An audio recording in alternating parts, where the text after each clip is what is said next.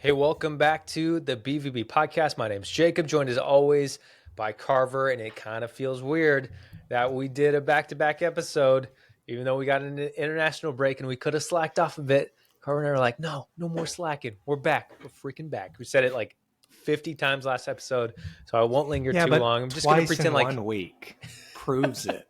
just going to pretend like everything is normal. Of course, Yeah. talking about Dortmund. It is an international break, so I'm going to say, even though you probably already see how long this episode is, it's probably going to be a little bit of a shorter episode. I'm just saying that to help Carver and myself ahead as we're just starting the recording. You probably know, you saw the timeline, probably going to be a shorter episode. Talk about Dortmund, talk about the international break a little bit, maybe a little BVB Frauen again. But first, Carver, we need the update on your high school team, because we talked about it last week, and I don't want to say you were a downer, but you were gonna accept A little bit more that the season might pessimistic. be over. Yeah, I'm a Dortmund fan. You know, what can you expect? That's kind of my default at this point. Yeah. Sorry for ever doubting the lads. Now we're going to state. So we're winning the whole goddamn thing. I'm switching the pendulum the other way.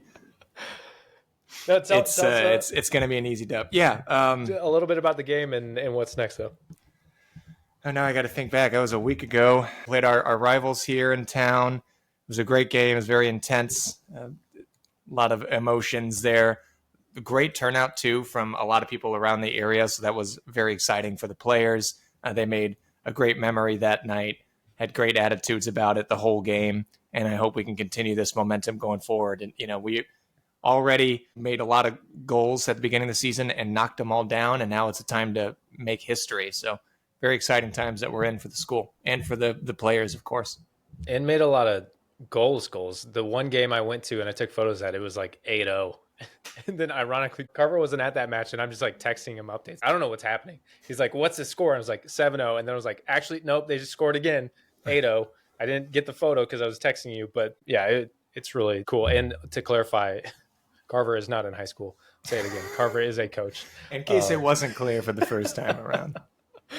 No, that's exciting. And you guys play this weekend, which is Saturday, which is really cool. All the way down in Perryville, which is about an hour and a half south of St. Louis. But after that, we'll be at Worldwide Technology Park.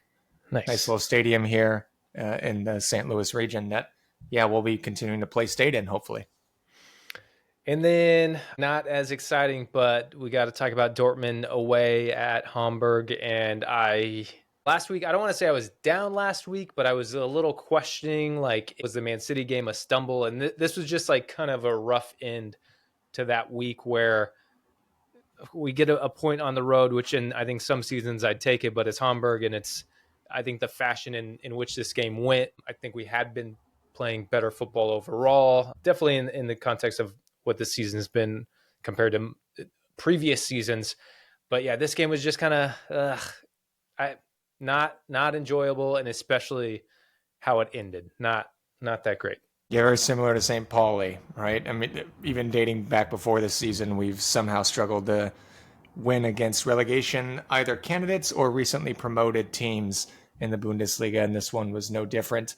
Pretty par for the course of how the season's gone so far as well. I mean, defensively, for those 95 minutes, pretty solid for the most part. The pressing was fantastic in those first 30, 45 minutes.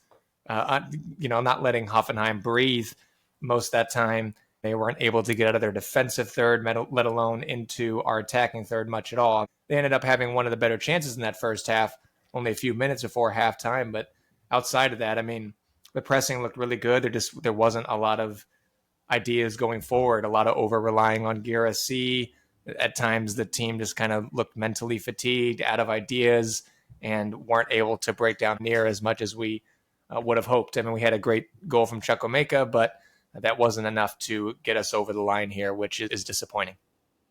Yeah, so running through the starting lineup, Kobel in goal, obviously, with Schlotterbeck and Anton, along with Chan, gets the start back in the lineup and starts with the captain armband, which I think is a little surprising. I know, like, as far as when it goes to leadership roles in squads, it kind of goes without saying sometimes when you have these characters or figures in the locker room who who have respect from the team, and that's why they get the armband. I just think a matter that it's been so long since he's played. I don't know why Koval doesn't just have the armband. I know more recently we've seen Brandt get the armband on the start too, kind of in where I think Koval would have it every time, or at least Schlotterbeck. Yeah, Slaughterback But too. Yeah. I guess if you look at seniority, Chan versus Schlotterbeck, you give it to Chan. I don't know, but he did get the start in this game at center back, because I know that was kind of a discussion last week, how he fits back into this team. If so, Svensson and Rierson are two wing backs with Bellingham and Gross in the middle. Chukwuemeka gets his start and his goals. You mentioned Bayer gets the start as well, and Girassi up top. I did mention like Chukwuemeka, and was it the City game or another recent game where he got the start, and it wasn't too great. And I didn't mean to like throw him under the bus or anything, but I was like, maybe it wasn't a great performance, and maybe that's why we haven't seen him start. But happy to see, because we know how talented he is, and we've only seen him in these small moments, small glimpses of him. So I'm glad that he got the start and got the goal too, to really build on. I don't even think he needs confidence, but he needs something to kind of get a leg up and get in this lineup, because I think he can be a really important player for us. And he is still so young, so I think you're going to see quite a bit of rotation with him. But I'm really happy for him to get his goal. Yeah, I think he just needs some more consistent minutes. Him, Fabio Silva, and a few other players. Most games you're thinking like, are these players going to get more than 5 minutes at the end of this game? It's not an exaggeration.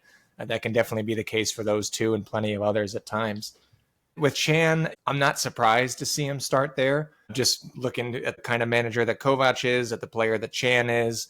I'm not saying I would have advocated for it. Ansel Mania has made a very good argument for him to be a starter in this team for right now. But like you mentioned, seniority, being a former captain, being a vocal player in the back line to help organize, to stabilize, to stay alert, that would be the arguments I would imagine that Kovac is giving.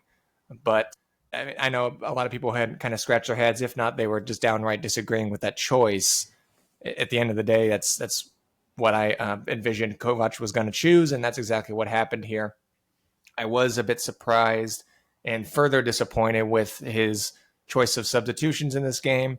And just in general lately, they're either too late in the game, they're often too negative, some bizarre decisions, and I think Kovac could just be a bit more proactive and also instill some more self-belief and confidence, not only in himself, but in the team as well. Like, I don't have the quote in front of me, but he mentioned after this game that you can't let them get any sort of momentum or moments in these games, especially from set pieces, whenever you could be equally as dangerous as the opposition, regardless of quality. You create chaos, muscling a ball in, can't give them those moments, right? And it's like, sure.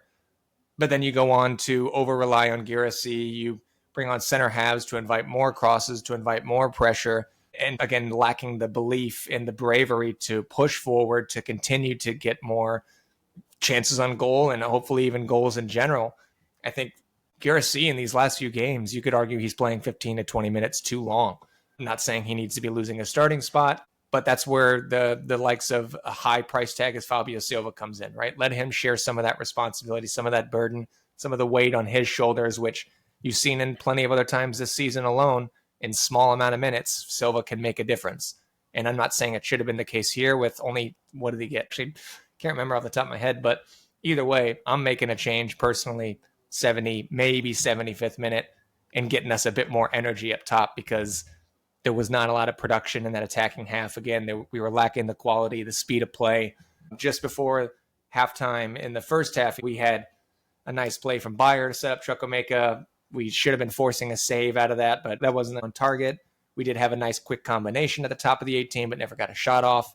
Other than that, pretty underwhelming going forward. And not to sound too redundant, but there just needs to be more positive changes to flip the momentum back in your favor in games like these, especially against teams like Hamburg that don't have the quality to match that change whenever you make those substitutions in games. So hopefully Kovac is learning from that, because we cannot continue to drop huge points against teams that should be all but guaranteed. So I was looking at the subs. Girassi went 90 minutes. He did sub out in the 90th minute, but it was when Ansel Mino came on. Fabio Silva didn't play at all in this match. And I pulled up the Man City one as well, and Fabio Silva came on in the 81st minute, which, because I was trying to see like the balance, and Girassi did only play 66 minutes in the Man City match, but then Fabio Silva didn't sub on until the 81st. And I guess the what I'm getting at, or what I want to discuss a little bit more is, as you mentioned, like just getting these guys more solid and consistent minutes. And I think if you can bring Girassi off sooner, one, that's going to give guys a little more time to settle into the game, but it'll also give him more rest to hopefully be able to perform on a more consistent and high level from like match to match when he's starting every single match. I don't have an issue with him starting every single match, but I would argue, I mean, I'm obviously not a physio. I'm not a coach. I'm not anything like that. I'm just a dude who watches Dortmund every weekend. But I do think there's something to when you're playing these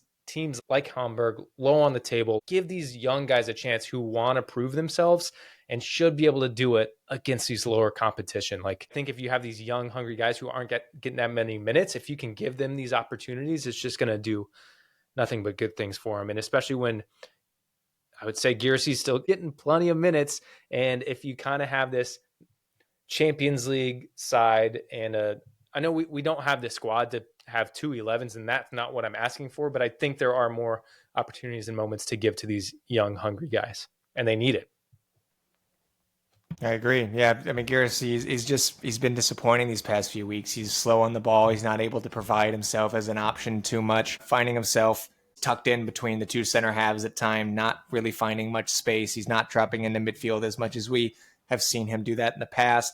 The effort's still there in a lot of moments, but we're just not seeing him be near as involved as we have seen in the past here. And I think Silva can definitely give us a bit more of a boost in that department. You know, he brings on the energy. He's got a pretty solid first touch in him. The quality on the ball in general, his off-ball movement, his aggression, he's still got a decent frame of him to be that target player at times if we need it. Of course, it's not going to be to the same dimension or level as Girassi, but either way, you still have some qualities there. And again, if you're going to pay that amount of money for a player like that, you have to have belief in a player to actually go out and claw a game back in your favor. So I think that should be a good, solid learning point for Kovac going forward, because this cannot continue to happen. And I was pulling up the first half, second half stats, and I was looking at ball possession, and I obviously know like ball possession isn't everything, but I think when you're talking about a matchup with Dortmund versus Hamburg, like this is a game I just want to dominate primarily the entire time, and we have 64% possession in the first half, and that switches to 44% in the second half. And of course, that's where we see them there start to get chances at the end. That's how they finally get their one at the very end to equalize. But I think going into the second half, of course, we do get our goal in the second half, but they start to push and they start to come back. And that's just where I wish we could get a little more control and maintain that control in this game. And if we're letting a team like Hamburg do that to us, like, again, I'm not hitting the panic button. And I think maybe this international break comes at a really good time for us to rethink and regroup. And I know a lot of guys are going off on international duty, so it's not necessarily that we have extra training time on the pitch, but at least it gives Kovac time to maybe think about some things and really just get us back on track. Because, I don't know. Like, it is a tough week, I think, with the Man City and then this result. It's, again, not panic station yet, but I don't know. I'm not too thrilled at the moment. And just to reiterate that point, looking at some of these numbers here, if you look at touches in the attacking third for our team this game, Chukwuemeka comes in first with 36, Julian Rierson with 35, Pascal Gross with 33, Bayer with 21, and then Girassi after that here, 17. Svensson below him with 16, and Anton with 13. So you have a handful of players either in that back line or, I mean, you know, the wing backs are going to get more advanced positions in this system. But either way, a lot of these players are getting more touches in the attacking third than Girassi. So there just needs to be a bit more involvement from him all around. Yeah, there are other takeaways here that you can look at. It's not solely, from him by any means, but there just has to be more quality. I think we only got one shot off this game as well, too, right? I mean, 1 out of 17, one of them was on target. So we're not producing enough. So we're obviously going to the international break, so we got some time before Dortmund is back, but coming back with a pretty tough one, as we're talking about. We need to get things together and start clicking again, where we're just falling short a bit. And we got Stuttgart on Saturday the 22nd, and we're currently tied on points right now. We're sitting in third on goal differential with 21 points, but Stuttgart just behind us with +5 goal differential, but as on 21 points as well. Yeah, I'm a little nervous for that one. thankfully we got a bit more time of a breather, even though, we've had a few of those this year already, to address some of the things that we talked about these past few episodes now, because, we're getting into the thick of it this season. The tables are starting to take shape. Bayern, they dropped points this weekend, and this would have been a great opportunity for us to continue shortening the gap between us. But this is another great opportunity to make some distance between us and Stuttgart, and then also still keep pace with Bayern. So we'll have to see how, this next week of training goes, and hopefully we could see a bit more versatility and creativity in this team. So we did mention we got the international break coming up. Even like U.S. men's national team, I've just like fallen up. Like I have not watched any international footy. I'm not interested. I don't know why. I think it's because USMNT have been disappointing me so much lately. I just like, it feels hard to care. It's sad saying when the World Cup is coming to the States, but I just have not been watching international footy. But the Dortmund guys away on duty, if you are just going to be following along, you want to see how they're playing. Adeyemi, Anton, Schlotterbeck, Mecha, all called up to Germany. I do think that's a pretty nice call up for Mecha. Good for him to get that experience. Svensson with Sweden, Rierson with Norway, Sabitzer with Austria, Ozcan with Turkey, Kobel with Switzerland, and then we do have some U21 call-ups, Job for England, Duranville for Belgium, Mane with Italy, and Cole Campbell away with the US U21. I don't know. I've tried to make a list of when everyone's playing at what times and break that down for you guys, but I'm not going to do that. Just look on FOTMob. I didn't want to write down all that information. I was probably going to butcher it anyways. Rierson played today actually in the World Cup qualifiers and got 2 assists. Oh, well, there you go. Carver's going to be doing international updates for you in the downtime. I'm not. Carver, we've been talking a lot about the BVB Frauen. They've been having some exciting games. Is there anything? I know we gave a pretty big update last time, but if anyone missed that, anything to keep up with the BVB Frauen? Well, they just played here a few days ago after we recorded last against Essen's U21s, and they won 4-0. So we're still in the same place in the table, second in the Regional Liga West. 3 points separate between us and first place and third place. So Köln are with 31 right now. We're with 28. And Bielefeld are with 25 below us. Keep an eye out here for the next few games for BVB Frauen. If you missed last episode, we are actually playing in a Riviera Derby here in the Verbandspokal on November 21st. That's against Schalke. And then before and after that, we've got 2 more Regional Liga West games against Bayer Leverkusen's U23s and also forward. I'm not even going to attempt the middle name, and then Köln. So the other Köln is in 9th place in this game, so try not to be confusing that with FC Köln. But either way, got some really good fixtures for Frauen coming up here, and hopefully we can continue to, if not leapfrog FC Köln, keep pace with them because only one team gets promoted out of the Regional Liga West. Just like the other Köln. FC Köln. Other Köln. The other Köln. Forward Köln, excuse me. So, yeah, if you missed that, November 21st is at Riviera Derby, BVB Frauen versus Schalke, and that's just the day before Dortmund are back against Stuttgart. If you want to learn more about BVB Frauen, first, they have an amazing Instagram account. They've been really good at keeping that updated. It's just BVB09 Frauen. And then also get connected with our Discord if you haven't already. If you want to meet some fellow Dortmund fans and just see what's going on with us throughout the week, throughout the international break, and especially when matches are going on. And if you just want to meet some other people and talk Dortmund and football in general, join our Discord with the link in the description of this episode. There's also a link directly to just get more info about BVB Frauen as well. So we got 21st, BVB Frauen. We got Dortmund back on the 22nd. And did you have anything else covered before we jump into the last thing?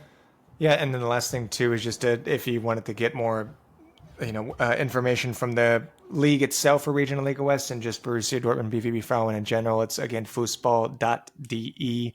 If you don't speak German, or if your Deutsch is nicht sehr gut, like me, you could translate that page to English pretty easily and get a lot of great information from not only the Regional Liga West, but plenty of other divisions around Germany as well.